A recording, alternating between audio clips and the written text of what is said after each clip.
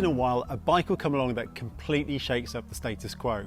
Often presenting a radical design that no doubt divides opinion, it can have the power to change cycling for the better or sometimes for the worse.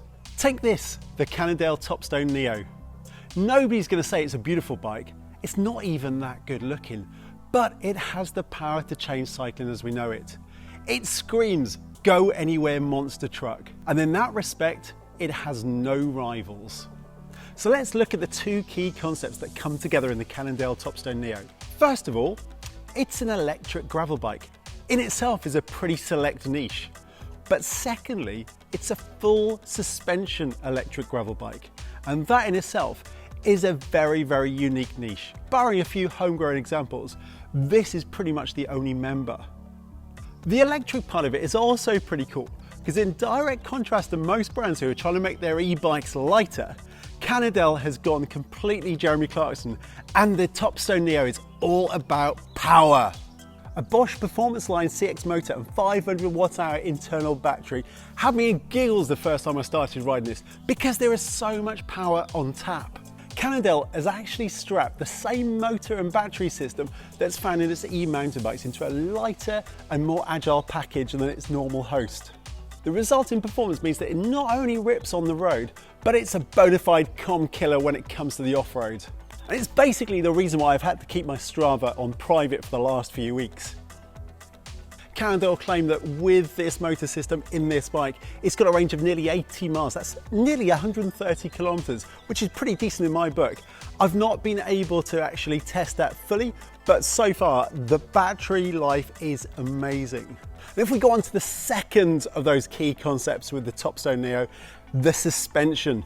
This is very, very unique. Cannondale has lent on two of its existing and proven suspension technologies. The Kingpin rear suspension as found in last year's Topstone Carbon, and at the front we've got the Lefty Oliver suspension fork, normally found on Cannondale's cross-country mountain bikes.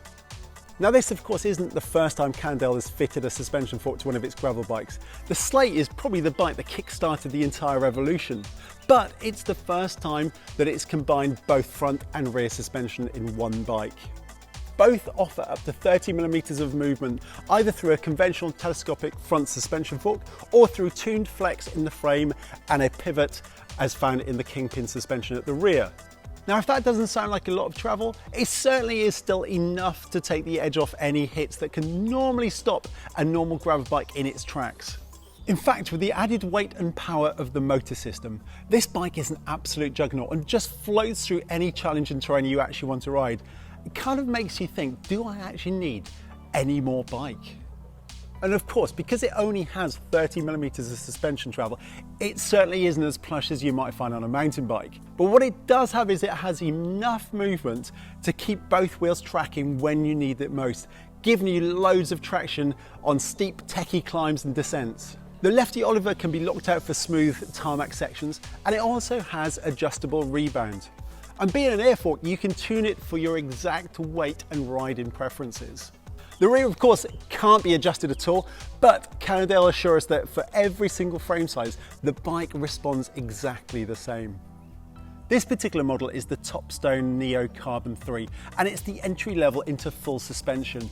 As the name implies, it has a full carbon construction, and unlike the lower models which only have a rigid fork on the front, these full suspension models come with 650B wheels, so a slightly smaller wheel size that is designed to be more agile and more capable when you're riding properly off-road. It comes with a full 1x11 speed Shimano GRX group set, including the disc brakes. There's a Cannondale finishing kit and a very comfortable fabric scoop saddle on the top. And it's also spec'd with one of my favorite tires. This is the WTB Resolute. It's a really good off-road tire, but it's quite tightly spaced on the top, so it's actually relatively fast rolling on the road as well. The retail for the Topstone Neo Carbon 3 is £5,000. There is a higher spec model, and that comes in at £8,000. I have to admit, I am a massive fan of Cannondale's Topstone Carbon, and it's a bike that I've put on well over 1,000 miles on all sorts of terrain. With that in mind, the riding position and geometry of the Topstone Neo Carbon has been familiar territory for me, and although it's not the most progressive in terms of its geometry, it certainly is a confidence-inspiring ride position. And once I got to grips with the frankly staggering amount of power that this Bosch system provides, I was immediately at home on the Topstone Neo, and I was able to ride it everywhere I would ride even a cross-country mountain bike, let alone a gravel bike. In fact, I think the only thing that's lacking on this Topstone Neo, and this is something that I would really love for Cannondale to actually deal with for the next version, is it lacks the ability to run a dropper seat post. It's a normal 27.2 diameter, but there's no cable routing for running an internally cabled dropper post. And I think they're missing the trick. This bike would be perfect with that. In fact, it would then probably be scarily more capable than a lot of hardtail mountain bikes. So there you have it. It's a first look and a first little review of the Cannondale Topstone Neo Carbon 3. It's not going to win any prizes for its looks, but it has the potential and the capabilities to be an absolute class leader. Let us know what you think of the new Topstone Neo and put it in the comment section below.